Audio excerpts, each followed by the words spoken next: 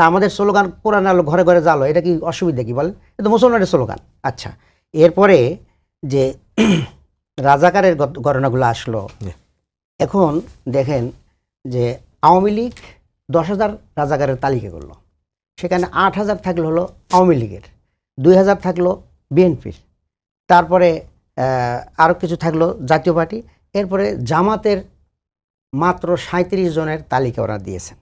তাহলে এই তালিকা 37 জনের তালিকা নিয়ে যদি আজকে আমরা স্বাধীনতা বিরোধী হই, তাহলে 2,000 লোকের তালিকা নিয়ে তারা কী অবস্থানে আছেন?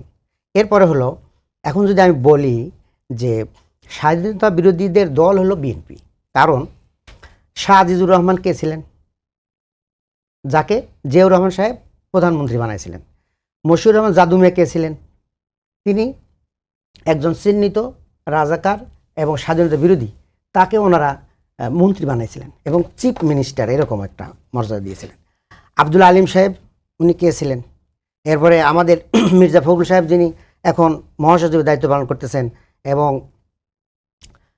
অনেক সংগ্রাম করেছেন, ওনার আব্বার পরিচয়টা